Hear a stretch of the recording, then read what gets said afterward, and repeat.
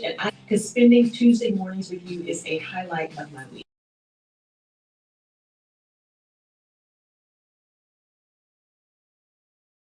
See your comments.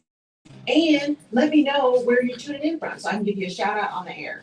I know we have a global audience, and I want to acknowledge you for taking the time to listen to me. For those of you in my time zone, and for those of you who are way out of it, I also want to welcome your questions and your comments. Now, I got to run so I can get ready. See you soon.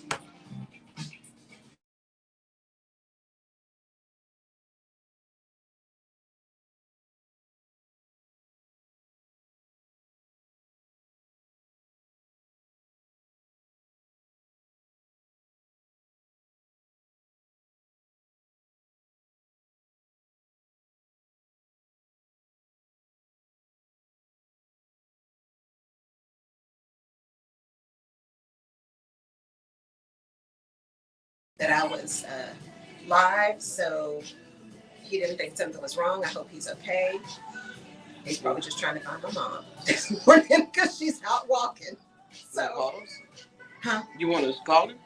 No. I'm sure he's good. He made it home last night. So, all right, y'all, we getting ready to get started on the Rutledge Perspective Radio Show live. Good morning. Good morning. Good morning. Buenos días. Bonjour. Bienvenidos al the Rutledge Perspective Radio show in vivo in Houston, Texas. I'm so glad to have you here. I was listening to Para Celebrar this morning.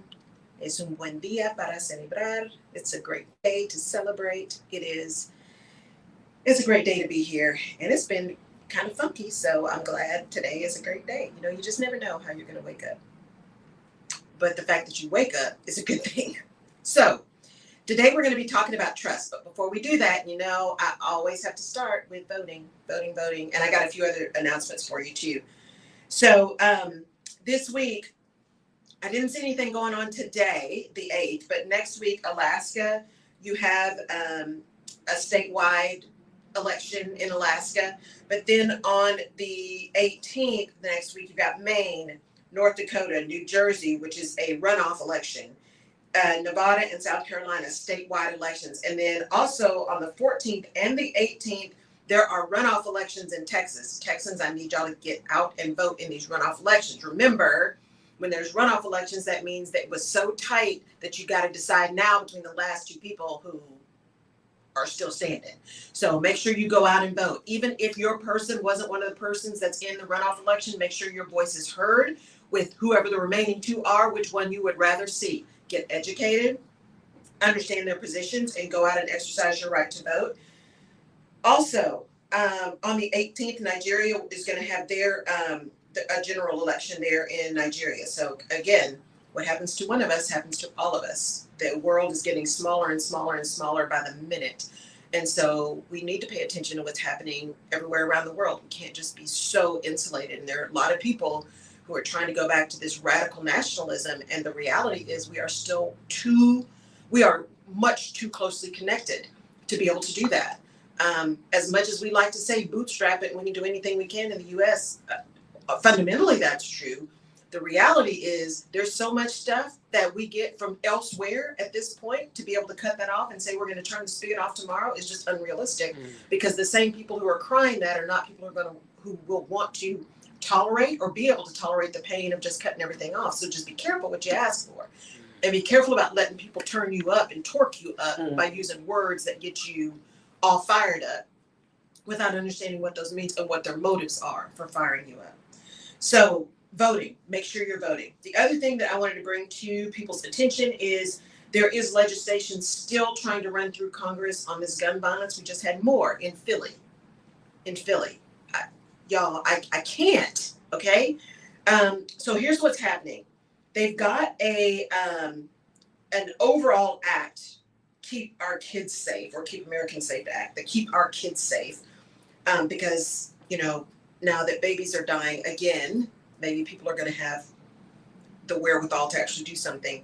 But what's important is this one bill that's going through is made up of several others. So It's the Raise the Age Act, Prevent Gun Trafficking Act, the Untraceable Firearms Act, Ethan's Law, the Safe Gun, Safe Kids Act, the Kimberly Vaughn Firearm Safety Storage Act, Closing the Bump Stop Loophole Act, and Keep the Americans Safe Act. So there's a bunch of legislation that they're trying to combine together to come up with some common sense gun laws. Common sense gun, the thing that seems to be missing today, common sense gun laws. So I need you guys who are all torqued up. I'm not talking about the people on the fringes because they're never going to be reasonable.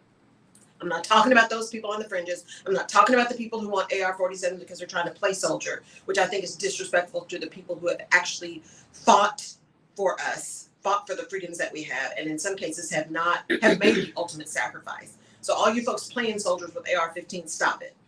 And the other folks on the fringes who are like, we need to just melt every gun down, stop. So I'm not talking to the fringes, I'm talking to everybody in the middle.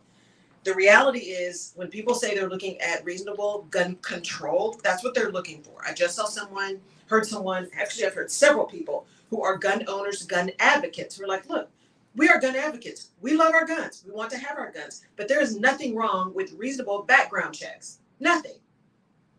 There's nothing wrong with banning these bump stocks where people are having these incredible sized magazines. There's nothing wrong with banning AR-15s. Those automatic rifles are not meant for hunting. Stop it. That's just a lie. They were developed for mass damage. That's what they were developed for. So we're talking about sensible gun control. Don't let people usurp that word and make you think that it's, as our senator who likes to spend more of his time in Cancun than in Texas likes to say, don't let people take that word control and make you think it is taking everything away. That's just a lie. That's just a lie. Control means control. Just like choice means choice. So we need to stop being caught up in the fringes because they're the loudest and get back to actually understanding the English language. Control means control. Now, is there negotiation in that? Absolutely. Are there things that are going to have to be discussed in that? Absolutely. But stop letting people make you think that control means taking everything away. That's just not true.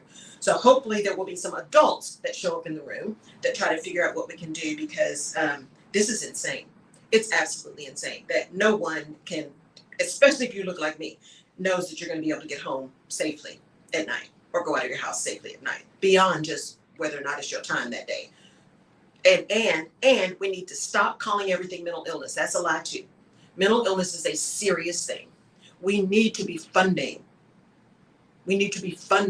resources for mental health issues. We need to do that. That is really important. If one thing is coming out of the pandemic, it's a recognition, an acknowledgement, finally a release of shame around mental illness. We do need to be doing those things, but don't call supremacist activity mental illness. That's not what that was. That was deliberate. There's a difference. There's also a difference when you, in one instance, you call an 18-year-old a kid, and in another instance, you call an 18-year-old a man.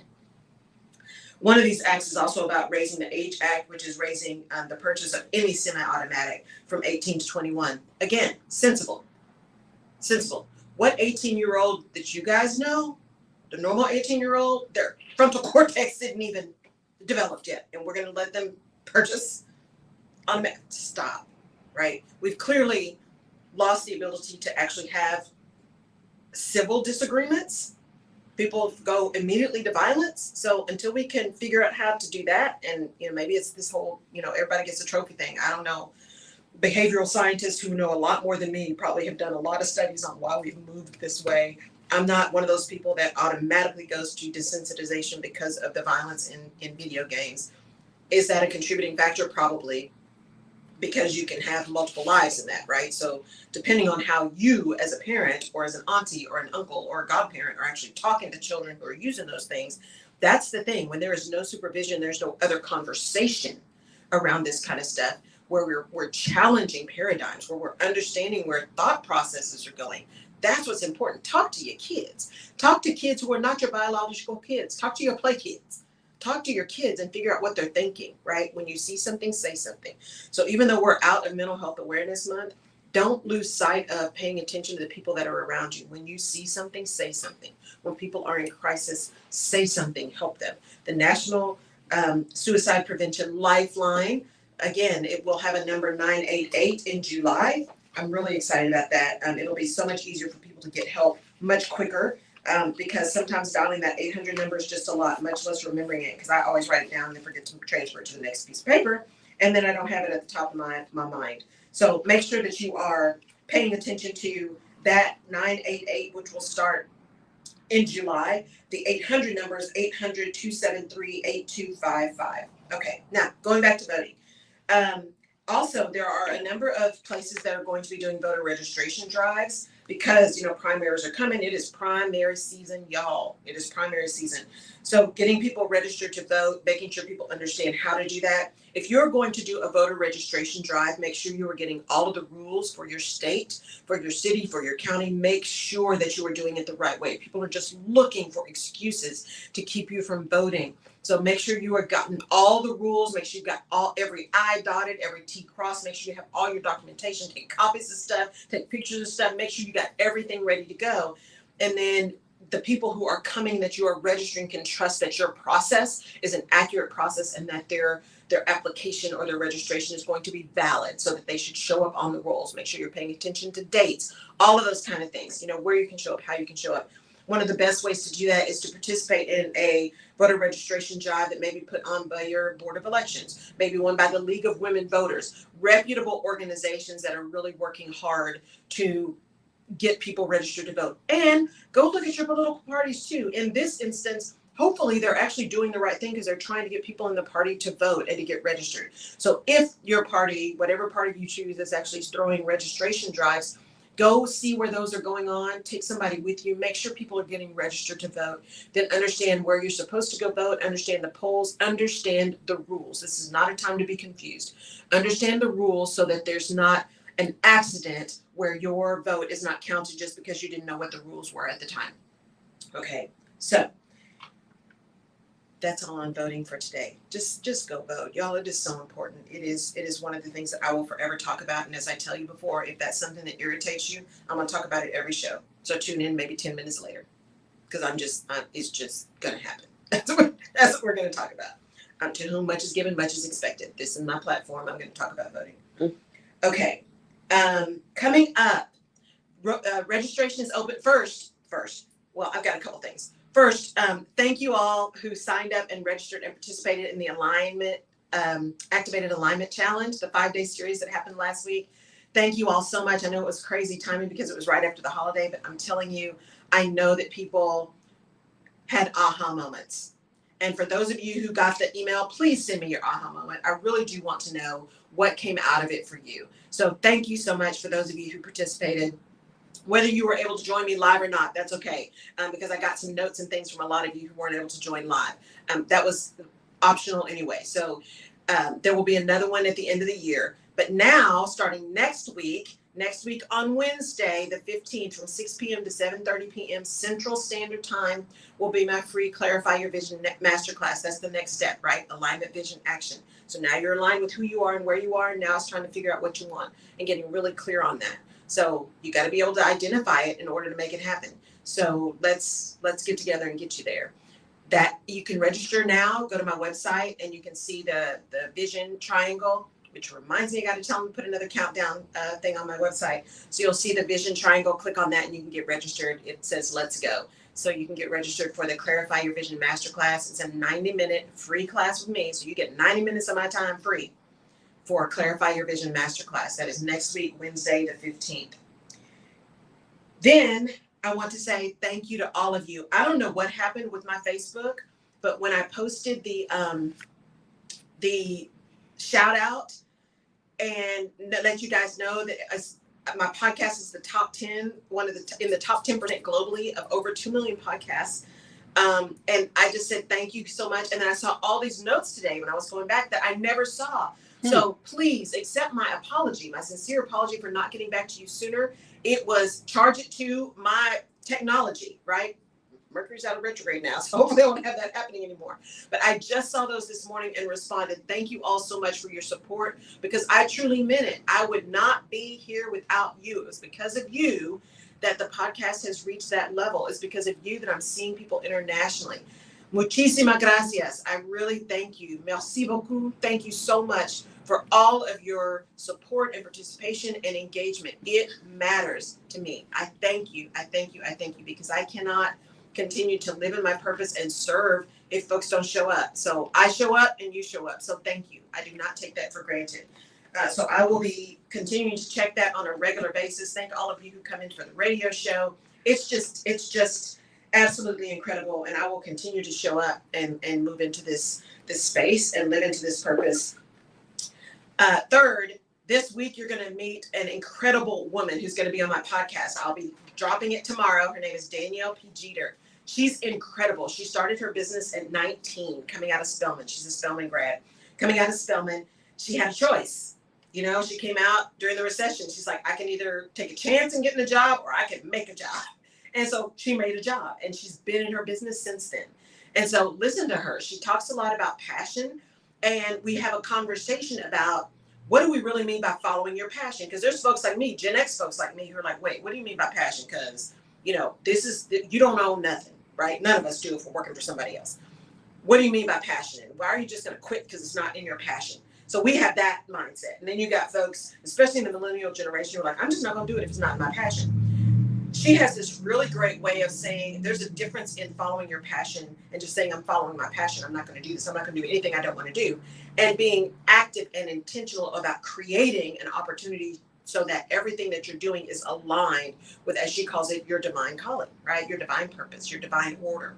So listen to her tomorrow, Danielle P. Jeter. She's going to be my guest. And then she's going to be live on Fireside. We're hoping for the 16th. I said the 23rd last week. We're hoping for the 16th. So next week, she's going to let me know for sure. But she will be live on Fireside, so you'll get a chance to chat with her. Also going to have guests starting to come into the radio station. So the first one, Regina, you're going to get to meet her. She's going to be amazing. She actually has a radio show here on Real One Radio here in Houston, Texas, and she's going to come join me and talk about her Us space and the things that she's doing in the community. So wait till you hear her story and the things that she's doing. And then Kyra Manel is going to be back in July. So we're going to find a date in July for her to come back in studio so you can hear the amazing things that she is doing. You heard her here first talk about how she is claiming everything. She is planning on the Kyra company being one of the largest, if not the largest, consulting companies globally, and she is on her way. So I want you to hear everything that's happening with her and what she's doing and find a way to connect with her. So those things are coming up. And then I am actually going to be out of office starting after this show. I'm going to spend some time with my mom, spend some time with some girlfriends, and then I'll be back at it next week. But I just need a minute. I need a minute. So I'm going to be out of office after the show today. So, all right. We're going to be talking about trust today. And trusting yourself, trusting leaders. As the saying goes, trust comes in on a Greyhound, it leaves on a Maserati. Trust comes in on a Greyhound, it leaves on a Maserati. In other words, it takes a long time to build trust, but you can lose it so quickly. And then trying to regain it is like trying to climb Mount Everest, right? Because as I always say, people will listen to what you say, but they will believe what you do. And that's where you begin to build trust, when your words and actions align. See, alignment, vision, action. When your words and actions align, that's where you begin to build trust, which is so important. And so as I was doing my meditation this morning, and then through my masterclass with my new business coach, she had us write our own kind of manifesto. Although I'm going to have to try to figure out a different word for that, because all these people who are trying to shoot folks up use manifesto. So it's my mantra, my words to live by or something, my list of affirmations. So I was reading that today. And I was reading my one mantra that I do read every day, which is trust yourself. In this moment, you are enough. In this moment, you have everything you need. And there's been so much that has happened in our nation. And there's been so much that's been happening in the business and with friends. And with there's just a lot. There's just a lot going on. And so this idea of trust came up because from a leadership perspective, you can get just about anything done when people trust you. Just about anything. Because they trust that you have their best interest in mind. They trust that you have a plan of where you're going to go, that you are looking out for their best interest, that you know kind of what the end goal is, and that's where you're moving. They trust that. Now, people also, because they listen to your behavior, can also trust, or they watch your behavior and believe your behavior. They also begin to trust in that behavior. good or bad. So if every time you engage with someone when they haven't done exactly what you want them to do the way you want to do it, you wanted them to do it, if every time you engage with them it is painful, they begin to trust that anything that's not exactly as you want it is going to be a painful conversation. They trust that behavior. That's not pleasant behavior, but they trust that behavior, which means that behavior is going to inform their actions and their behavior. So this trust thing is absolutely pervasive in everything that you do. Trusting that people will deliver on what they say they're going to deliver. And that is one thing, if you go back and look at where you've committed to people, where you've said you were going to do something, where you've been a person of your word or not, that is something I know for me that's not a challenge, but it's something that has come up recently that I'm like, we got to make sure that we're not eroding trust, that when I say something, that's what I mean, that I'm going to do what I said I'm going to do in the time I've said I'm going to do it. Because there's a lot of noise that'll happen for those of you who are kind of climbing that career, who are dealing with a lot of stress, a lot of challenge right now, trying to figure out what you want to do, maybe in a career transition. Go back and look at where you committed. You know, if you're starting to procrastinate about things, if you're starting to say, hey, I'll get this to you and I'll get this to you at this time, and then you don't make it happen. Like you can't find the energy to meet your commitments. Go back and examine that. What's really going on? What's really going on? Are you not able to meet the commitments because you're just being lazy? Or are you not able to meet the commitments because something else is happening? One, are you not trusting yourself to get it done? Have you got that stinking thinking going on? Are you believing kind of head trash that says, oh, I'm not good enough, I don't have enough qualifications, why are people gonna trust me to do this? Why are people gonna ask me to do this? Am I gonna be able to deliver? You know, all that head trash. Is that why you're not doing it? Because you don't trust that it's gonna be good enough? Are you not doing it because of some kind of rebellion? Because what happens is if you don't trust yourself, and that lack of trust in yourself impacts your execution, you begin to erode the trust people have in you, which begins to impact your brand, because you are your brand. How you show up is your brand. And so that trust factor is pervasive in everything that you do. You know, one of the challenges we have now in our nation, in the US nation, is, and I don't think it's just US, because if you're paying attention to what's going on globally, I think it's in a lot of nations right now, is trusting those people that we have put in office to actually do what we've asked them to do. That they're not so busy keeping their jobs that they're refusing to do their jobs. And that's about trust. That people are listening to the words. Did you know that over 50% of the US population wants some kind of common sense gun control? Over 50%. And it varies depending on where you go, from like 45% to about 55%. It's right in there with the margins of error. Want common sense gun control. And yet we've got people who we've elected who can't seem to figure it out, who are only moving towards the margins. And that begins to erode trust. It erodes trust in our leaders. It erodes trust in our system. This whole big lie issue, the biggest problem with the big lie is it erodes trust in our democracy. It erodes trust in people's ability to show up and believe that what they've said and what they've done matters. The way to completely bring down a nation is to erode trust, right? We know this. We are hanging on by a thread. It's the same thing when you are leading people. The quickest way to decimate a team is to erode trust.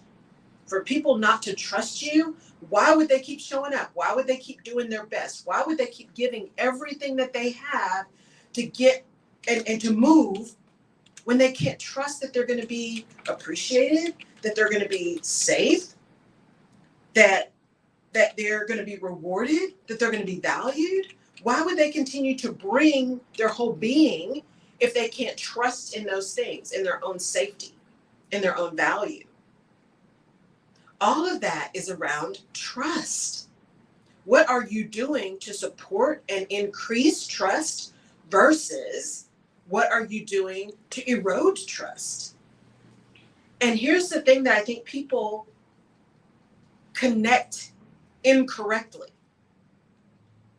Being trustworthy doesn't mean telling people yes all the time or just telling people what they want to know.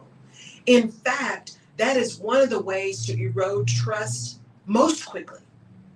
If you say yes all the time, if you're a yes person, if you're one of those people who can't speak truth to power, who never says what you really think, who just agrees to not be contrary, that in and of itself begins to erode trust, because those same people, and if you're one of those people, you'll find yourself later either to yourself or in your actions or sometimes out loud saying, yeah, see, I knew that was going to happen, or I don't know why we did that in the first place, or yeah, I knew that was a problem, but I just didn't want to say anything.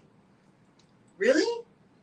So now people can't trust that you're going to be honest back with them, that you're going to have their best interest in mind. Your fear serves as a challenge to your ability to build and maintain trust. And for people to follow you, for you to be able to lead effectively, you have to have a level of trust, including trust in your willingness to be vulnerable, your willingness to be honest, your willingness to say, I absolutely have no idea, but I'll find out. And trust that your no means no and your yes means yes. And that's sometimes what happens, is that we get caught up in consequences, and there are consequences, right? We're free to make choices, but we're not free from the consequences of our choices. We get caught up in the fear of consequences that we forget the consequences of a lack of truthfulness, a lack of honesty, a lack of integrity, because that has consequences too. That our fear and moving out of fear actually creates unintended consequences. We may think we're avoiding pain, but we may be creating additional pain somewhere else, or something we actually can't come back from. It takes a long time to build trust back up. I've got a lot of people reaching out to me right now who are making decisions around what their next move is going to be. Some people who are in organizations that they love, that have been really, really good to them, and something has just happened, something has changed.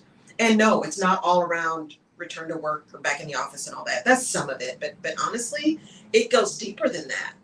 And I think that's what leaders are missing at some level. That whole return to work, don't return to work, be in the office, hybrid, all of that consternation around that mess can be just a distraction for things that are deeper culturally. How are you having the conversations about return to work? Because that's indicative of the culture that you have. Are you being honest and open about that? Are you saying, you know what? We recognize that people can get this stuff done at home. We absolutely recognize that. And we are so glad and so appreciative that everybody hung in there with us and we're able to get that done. And now that the world is opening back up, we really want people to come back to the office. Because from a cultural perspective, we believe there is value. Good morning. We believe there is value in those connections. We believe there's value in being able to just walk out of your office or out of your cube and just go see people. We believe in our organization the value of that personal connection, and we want you here. We want you here.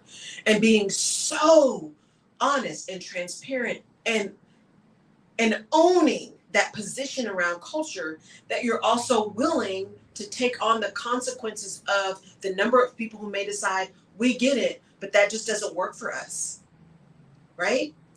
And if you really mean what you say, then you're okay with some people who may choose to say, this doesn't work for me anymore. Because guess what? There are other options, and there are lots of people. It's just like anyone who's out there now who's got a service business, who even has a product business. I mean, how many different water bottles are there, right? Just Yeti and Hydro Flask to name two. How many different water bottles? How many different kinds of fashion? There's so many different kinds of things. You have tons of options. There are billions of people. So just because that one high performer decides that just doesn't work for them anymore, do what you can to keep that person if that's really important to you, right? But if you've stood fast, if you have really been honest, had the conversations, been really clear about what you desire as an organization, then stand strong in that. Wish them well. Make it a great transition. Treat them with dignity and respect on the way out the door, because then you've created an ambassador, right? You created someone who can say, you know what? Here's what they said and here's what they meant, and it just didn't work for me. But they didn't just boot me out the door. They didn't make me pack my stuff and walk me out with security. They didn't treat me like I didn't matter just because I said I didn't want to stay. We came to a mutual agreement that it just didn't work, and they weren't able to negotiate. They weren't able to negotiate, or they made a choice not to negotiate. Be honest with people. That's how you build trust. And then be open to the other folks who now may be coming to you, because I'm telling you, there are a lot of people who can't wait to get back in the office. They are so excited to be out of their house and back in an office space. Now, if you're one of those places that has crazy commutes, like here in Houston, LA, New York, those places that have crazy commutes, there are still a lot of people who want to get back into the office, but maybe your compromise is different work hours, right? There's a lot of places that did that. The day doesn't start at 8 or 9, the day starts at 10 and maybe goes later. So people are missing the rush hour traffic. Or you allow people to start at 6 a.m. and leave at 2. There are so many ways to be flexible, and that flexibility builds trust. But what you've done is you said, our non-negotiable is we want people back in the office. That's our non-negotiable. We want people back. And we want them back 4 days a week, whatever it is. We want them back in the office. Make that the most comfortable as possible in terms of safety, psychological safety, ability to get in and maybe rotate hours, rotate days, summer hours. We're going to do some things that make it easier for people to come back, but we want people back because we believe it is a key piece of our strength. It is a key contributing factor. It is secret sauce for us. Having people be able to throw things against the wall when they're being honest and forthright about that is what helps instill trust in folks. And then don't go punishing people who don't come back. Set clear expectations. Be clear about them. Hold people accountable for meeting those expectations, and then follow through on the consequences. And you don't have to be ugly to do it. Now, from an individual perspective, when we talk about trust, you've also got to trust yourself to recognize when something doesn't work for you and call it. Just call it. If you have now, through this pandemic, through this 3rd year of the pandemic, have realized that for your own health, physical, mental, emotional, psychological, financial, whatever it is, for your own health, going back 5 days a week to an office just does not work for you. It is not, that is a non-negotiable for you. Okay. Own that. And then have a conversation with your employer or with your business or whatever, and make some changes. Either see what you can negotiate that might be workable for you, or make a plan to go somewhere else. But it doesn't have to changes. It doesn't have to be nasty, because unless you're owning the thing, you don't get to make that decision. The company makes that decision. So you can't be mad at them for making a decision that is in the best interest of the company, because we are mistaken if we don't. A long time ago moved away from stakeholders to shareholders. Long time ago. Long time ago. And that has an impact on employee engagement. It has an impact on employee happiness, and it has an impact on all of that kind of stuff. It has an impact on culture when you focus on shareholder and not stakeholder.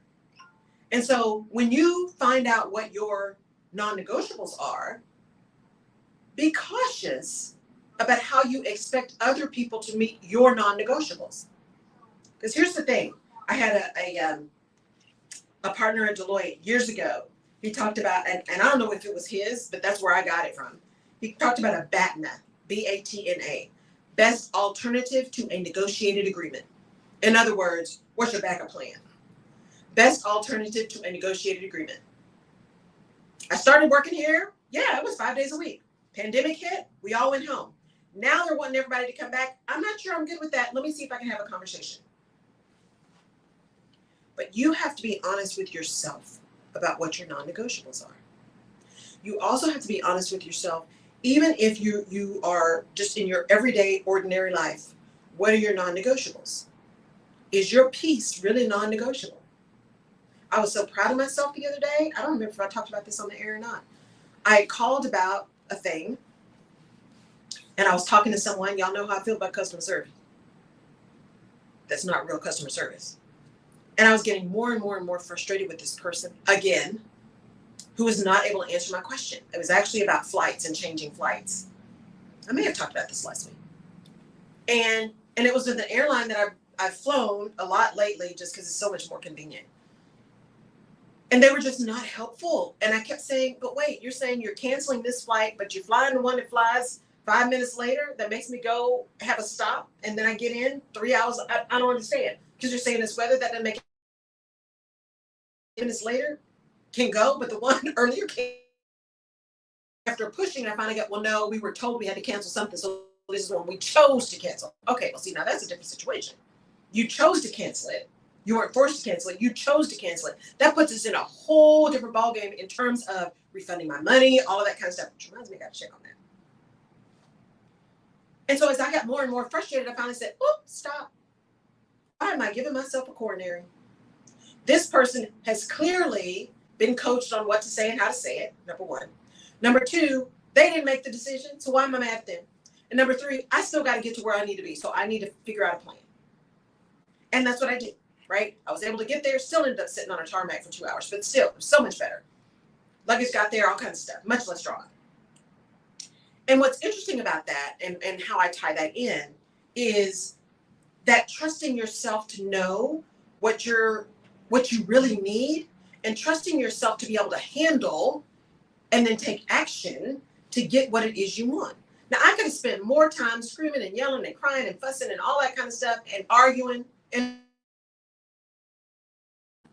nowhere. What was he going to do? This guy on the phone, not a thing. So I had a choice. That's the one thing I love about this podcast you guys are going to hear drop when you hear Danielle talk about her choices is, as she's moved into her business, she's now in year 13, I think she said, 12 or 13. She has made some choices about how she wants her life to go. And she is very clear that not only are those choices for her, but that's how she's going to operate her business, which means she holds her team accountable for that too. And part of that is when things start and when things end. And she actually goes back to her team if they are sending things or engaging in things or all of that outside of office hours. Now, she's not nasty about it, but she goes back to them and says, hey, it can wait. It can wait. I don't want you to ever get under the impression that you have to respond to things in this time, because you don't. This is the time that I'm taking for me because it's the life that I've created and want to create. And by the way, that's the expectation I have for all of you, because my expectation is I want you to be here and working hard because we got things to deliver. But I also want you to be able to have a life outside of this, whatever you choose that to be. Now, if you choose to do more work, fine, that's great. But just don't send it, right? That's all. And then you're in your email. Trust what you say, they will believe what you do. So the other side of that, for those of you who are looking at transitioning, and this is happening a lot lately, and I heard someone talk about it on something the other day, and I completely disagree. And maybe that's just I'm old school, but for me, it goes to integrity. She was talking about interviewing and how soon you ask about salary and stuff in an interview process. Now, when I interview people, from the very first thing, especially when I was interviewing more senior roles, I'm like, look, this is the role, this is the organization, this is the range. And so does that work? If that doesn't work, I understand, right? And then I moved on because I didn't want to waste anyone's time, including mine. And so this person's perspective was, don't say anything about salary in the first interview. Now, from a recruitment perspective, recruiters are already covered over because there's so many people moving around and they're trying to put butts in the seat. So why would they get all the way down a process, get into interview number 4, which, by the way, if you're doing that many interviews, stop it. Get into interview number 4, and now there's a problem with what the salary is going to be. Really? Because on the well, if they love me and they get to the end, then they're going to be more willing to negotiate. Maybe, but they may just be really pissed off. Know which one that's going to be. Talk about it early.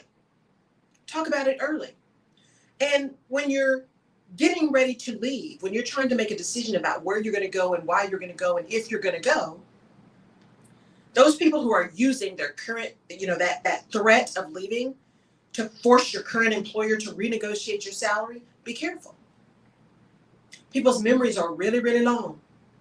And if you have a progressive and on top of it HR organization, that HR organization has been paying attention to equity.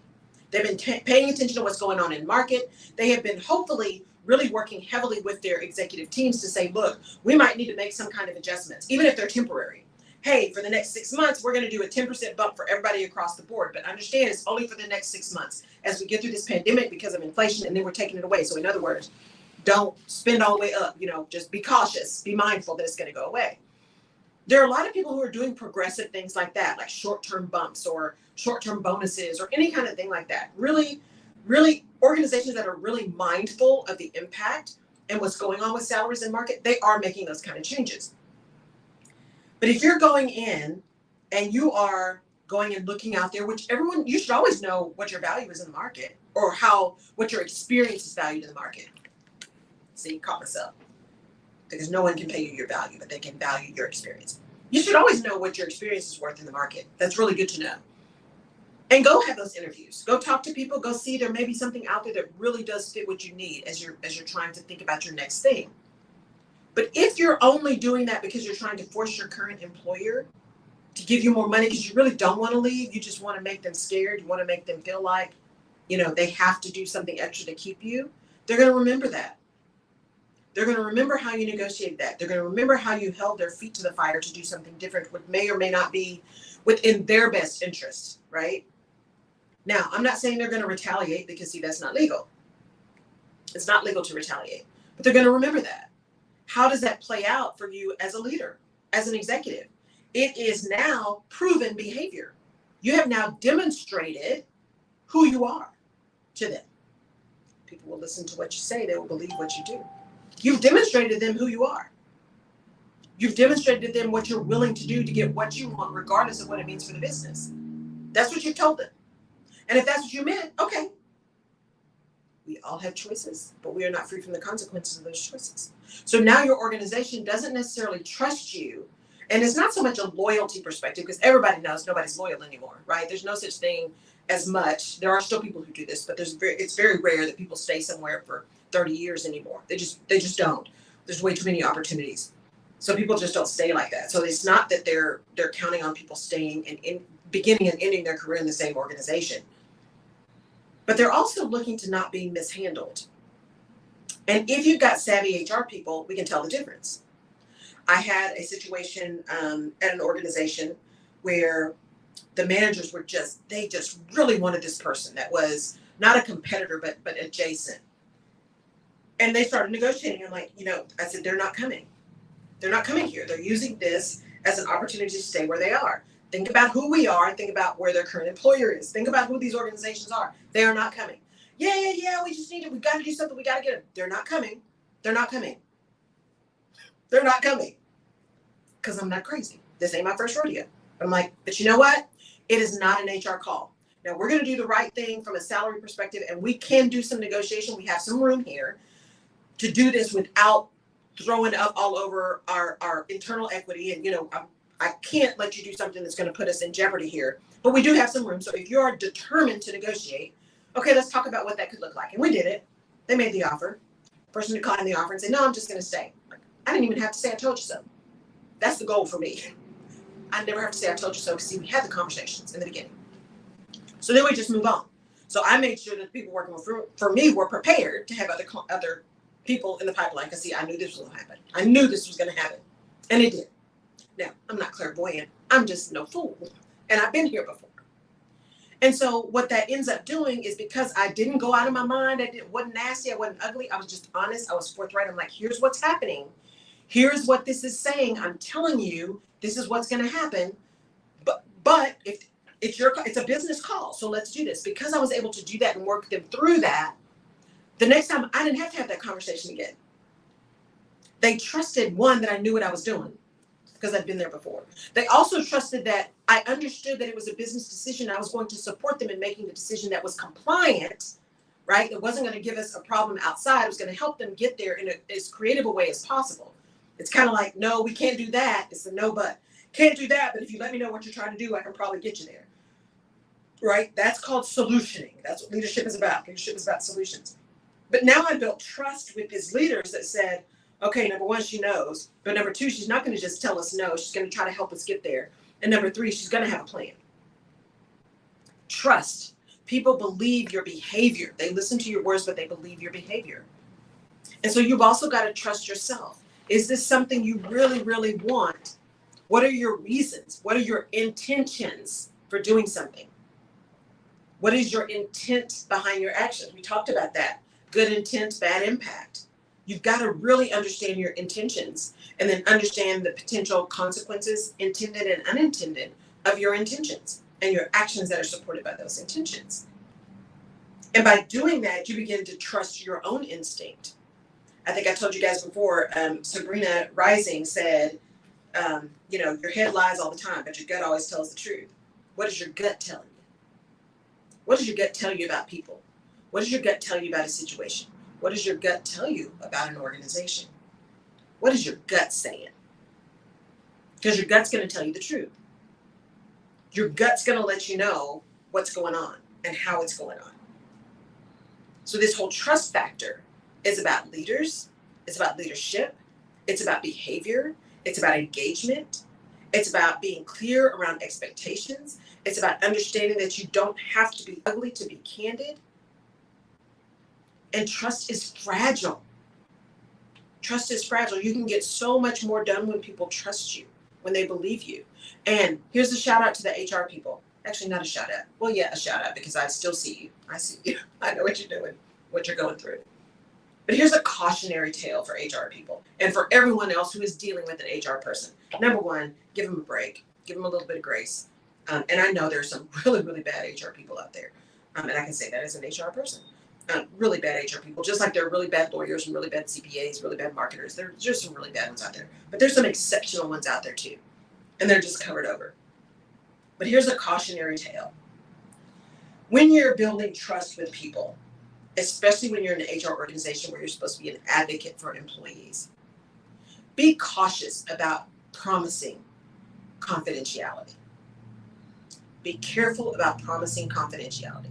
And before everybody blows up my DMs, I'm not saying don't be confidential in HR. There's so much stuff that we have in HR, you have to be able to hold confidences. You have to. There's so much you know. That's why it can be so lonely. You can ruin careers. You can ruin organizations if you don't know how to hold confidences. What I'm talking about is there are going to be times that you hear something or see something that you have to say something. And so every time I went into a conversation with someone, especially if it was an employee relations type of thing, if there was some kind of issue, I'm like, look, this is a safe space. You can tell me everything you want to tell me, but there may be something you tell me that I have to pass on. My commitment to you is that I will pass it on in as neutral a manner as possible. But depending on what it is, just by telling the story, it may reveal who you are. But I am obligated both for you, your safety, and the safety of the organization, sometimes if I hear something, to say something. So be careful about promising 100% confidentiality because sometimes you just can't. If someone is a danger to themselves or somebody else, you got to say something, right? If there's some kind of compliance issue, you've got to say something. Even if you're turning in your own team, which I did, right? Even if you're saying, go ahead and call the compliance hotline, even if it's within HR, you've got to be able to hold that level of integrity and that trust by telling people the truth. I cannot guarantee 100% confidentiality depending on what you're telling me. Because depending on what it is, I might have to get some other people involved. Be that another executive, be that legal, be that other HR people. I might have to get someone else involved depending on what you tell me.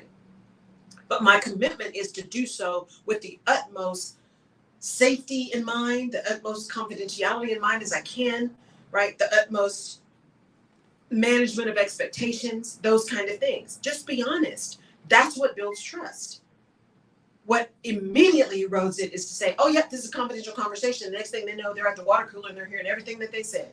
And they know they only told it to you. We're going to do some shout outs here in a minute, y'all. So I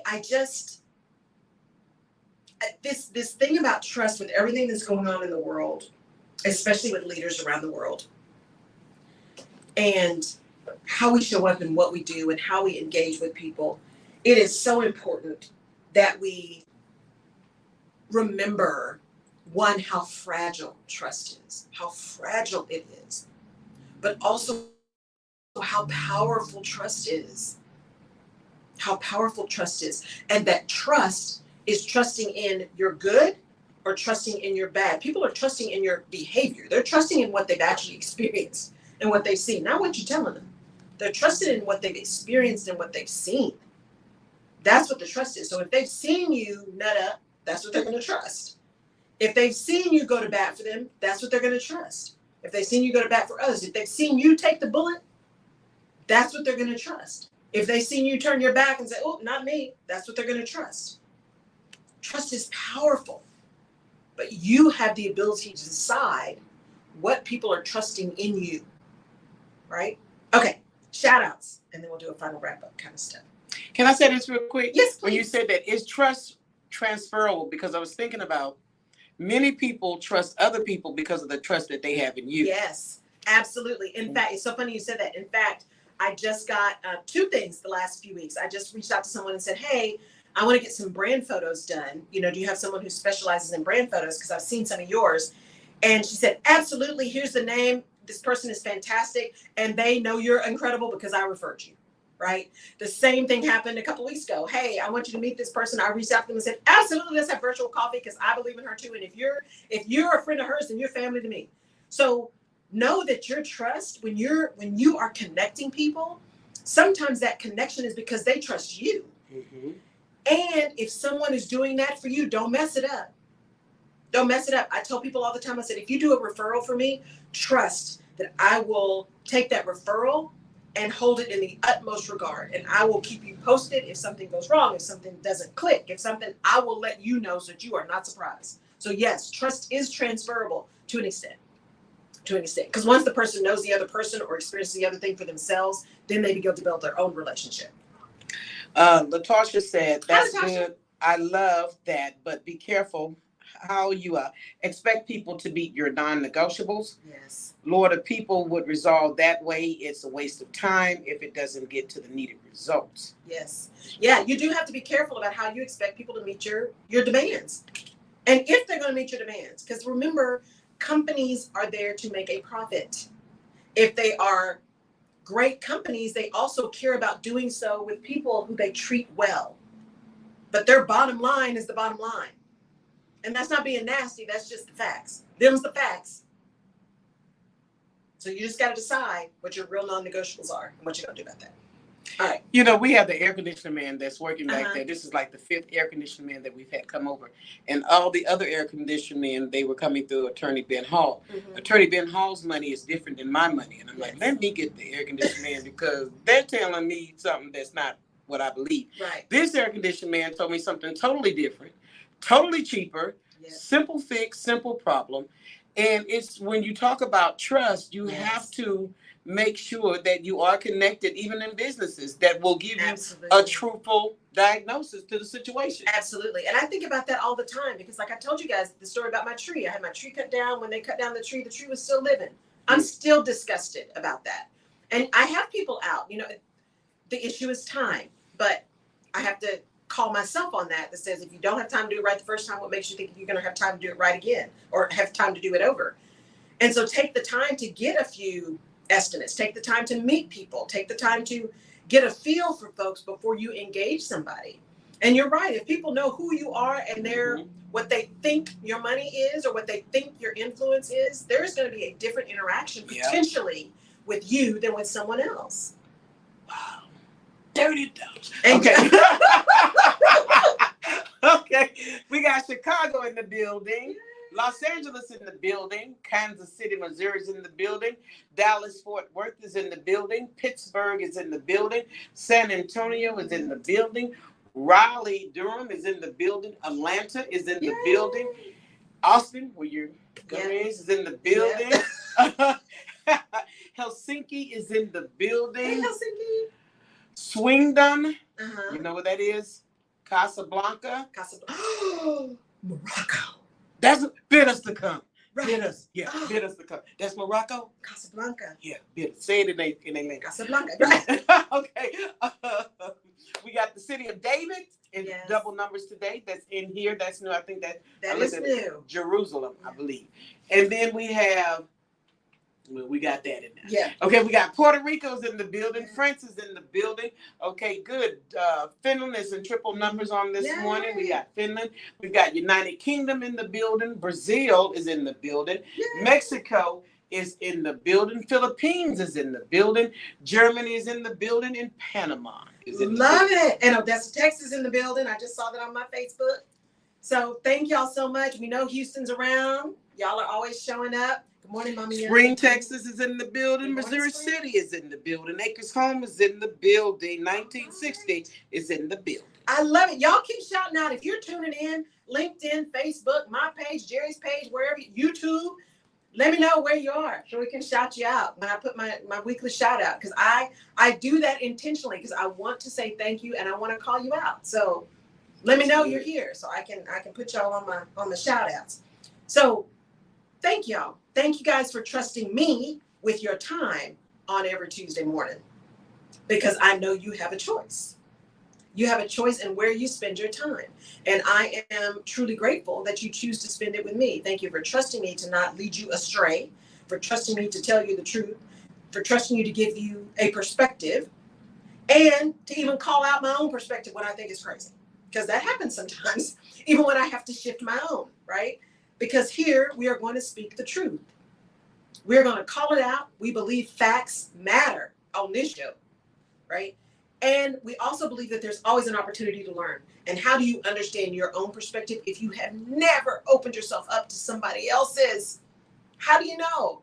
So I really want you guys to begin to sit heavy in that trust. One, trusting yourself. In this moment, you are enough. In this moment, you have everything that you need. Trust yourself. Trust your gut. Make sure you are paying attention to those you are connecting and don't give away your trust easily. Now, there's such a thing as trust but verify, right? I use that a lot too. I'm going to trust you until you tell me not to, until you show me I can't. But even that initial trust is only going to go so far, right? I'm not going to trust you with all my stuff until I know you, right? But I will trust until you tell me I can't, because that's how you build relationships. You can't be so guarded that you can't learn about people and engage and understand, right? There's got to be a level of trust to even engage. But just be mindful. Be mindful of your own intentions, your own reasons, your own agenda. Be mindful and present and pay attention to other people's agendas, because people will reveal themselves to you early. Believe them the first time, as Maya Angelou said. Believe them the first time. If you're listening actively, listening to not only what people say, but how they act, right? What they say and don't say. If you're listening to understand, not to respond, people will tell you who they are. You will get to see, if you're not so caught up in what you want that you're not paying attention to what's going on around you, if you can really be mindful, you will see what the answer is. And if you're paying attention to your gut, not just your head, because your head will lie, your gut will tell you the truth, as Spring Rising says. Make sure you're paying attention. You are worth your own trust. Your experiences are real, the good and the bad. Those experiences are real. And trust yourself to take a pause to say, okay, is this story I'm telling myself a true story? Or is this just head trash? Am I getting all emotional for no reason? Am I allowing someone else or myself to mess up my peace for some mess? Or am I using my energy appropriately? Yes, ma'am. We can distrust ourselves. You just said something Yes. that's very powerful, because just because you hear the voice in your head telling you one thing doesn't mean that's truthful. Yes. Because a lot of times we talk ourselves out of opportunities, open doors, Yes. favor, connections. And so that's true. You and I had this conversation last week, Yeah. and we were talking about the guest that you're going to be bringing Yeah. in. You said, I just want to make sure I got the right guest. And I said, but Lord, I know you're not going to bring Yes. anybody crazy in here. Right. And, and so that's important. Yes. Because it's important that even those that you work with, that you can trust, you said it earlier, that they would have your best interest Yes. at heart. Yes. And that there's good intent, right? The people that I'm that I'm wanting to bring in, and there will be guests that have return appearances, right? For good reason. And I know that there are people who can bring value to all of you, right? Their experiences, what they're doing, how they're trying to serve. They're all falling into that alignment, vision, action. They get it. They get it. And so I will be bringing you some more guests. One, it's a lot of work to carry a whole show by myself, y'all. I mean, I love it. I love spending time with you guys. And I love that I'm able to have every single time someone says something to me about, that's just what I needed today. So I know that I am living in my divine order. And there's so much more I can bring by not just being me. There's so much more value by bringing other people and other perspectives in here. That's why I call it the Rutledge perspective. But bringing other perspectives in here to challenge my own and to expand it and to expand yours too. So stay tuned. We're going to be having some guests come through here in studio. I'm really excited about it too. I like what you just said too, though. But it lets you know, and everybody's saying hello. And you've got super producer Tall Cole, my co-host on Friday. He's here, and I said, "Welcome to the intelligent side." Because he and I clown on Fridays. This is a little bit out of his area. Right. But he said, when you said that you telling the guests that you're holding the show all of your own, that it could be a lot of work, and it is a lot of work. But you said that when people tell you this is just what I needed, that I'm in my purpose. Somebody said to me the other day, I wish they would have checked like, you should have had 100,000 likes on this comment that I made. And I said, but it's a reliever when I know that I'm in my purpose, reaching my target audience. Because sometimes you'll be looking around and the people you think would be your target audience is not your target audience. And so when we give these shout outs, I hope it's an encouragement to you as well to our listening audience that there is a target audience. Absolutely. And as long as you're serving your target audience, you're going to be blessed, and God is going to open up greater doors for you to serve that target audience. Because everybody's not, as you say, you're not everybody's I'm not everybody's cup of tea, and that's okay. And if you reach out to me and we are not connected, I know so many people, I probably know somebody. And it's okay, because there is plenty for everyone. That scarcity mindset is a killer. And I just have to say before we leave, because it just made my day this morning, I have got one beautiful cucumber. No, you don't. No, you don't. If it's not posted, it's not real. I'm gonna post it. I'm posting it today. When you go to Kroger's? I'm gonna post it today before I get done. How big it gets, Lord? Don't do it. I can't. It's only about 3 inches long, but it's like it looks like a real cucumber. Really? I'm so excited. Go ahead. So this is year 2. So I got one. I mean, there are a few more, but they seem to keep shriveling up. But this one is making it. So maybe next year is like year 3, third time's a charm. I've learned, right, plant them a little earlier. I've learned where I need to put them in my yard. Too much sun. I'm learning, y'all. I need to see that. Right. Also, how's your blueberries, blackberries? Are they so the blueberry bush is doing great. Still no fruit, but they said 2 or 3 years. So next year's year 3. If I don't have them next year, then I probably got it done. But that's okay. It looks pretty, and I fertilized it and it greened up because it was looking kind of funky. So my peppers are coming along. Got a lot of Tabasco peppers. Some of them aren't doing as great this year, which is kind of interesting. What about tomatoes? Do you do those? I started tomatoes too late in the season, I think, because they're hanging in there, but they'll get a flower every once in a while, but no tomatoes. So. I threw my tomatoes away. There's some kind of bug. Well, I can't kill it. I don't know what. I think I'm gonna give up on the tomatoes this year. So next year, cucumbers, tomatoes. I'll do some more peppers. I may not do the candy cane peppers again. I may try some other stuff. So, anywho, they all want to see your. I'm gonna post it. I'll tag Jerry so it'll show up on Jerry's page too. I'm gonna show it to you. It's not posted. It's not real. See, okay. Tall. Now I see what you mean. See, I was calling you out. But see, you can trust me. You can trust me. Girl, I don't trust you about that. You just pop up with this cucumber out of nowhere. I'm gonna show you my cucumber. Okay. I'm gonna show you my cucumber. I'll even show you the evolution because I got a lot of pictures. That's what we want. So I'm gonna show you how it went from little bitty all the way to this 3-inch thing. I'm gonna show you. All right, y'all. We're at an hour. I love spending this Tuesday with you guys. You guys made my day. Thank you again, Mama Young. Thank you, everybody who's tuned in, even those I can't see. Thank you for those on Jerry's Facebook page, for those online, on the KCOH app, on Alexa, TuneIn, Google, everywhere. Thank you. Wherever you are, I am too. Thank you so much. Remember, Clarify Your Vision Masterclass. Registration is open. Go to my webpage. You can get registered for that. It is next week, the 15th, from 6 to 7:30 p.m. It is free. 90 minutes. Get really clear on what it is you want so you can then take action. And there's going to be lots of other stuff coming up here going into July. Wait, one lady said yes. she would do it, but she can't take bugs. That was your problem. Ooh, I don't do bugs, baby. So tell her how you. I don't do bugs. So here's what I did. I bought stand-up planters. I do not dig in the ground. So I can't say don't dig in the dirt, right? Words matter, because I do dig in the dirt, but I don't dig in the ground. I did stand-up planters. Every once in a while I get something weird crawling up out of something, but I don't have the same issues with stand-up planters. So that's what I got. Gotcha. Try those. Because I'm telling you, you don't have the same, I haven't had the same bug issue as if I planted everything in the ground. So Try up in the people. All right, y'all. Have a great rest of your week. I will catch you next Tuesday, and then be ready for some guests. The first one will be in here on the 21st of June. See you then. Bye.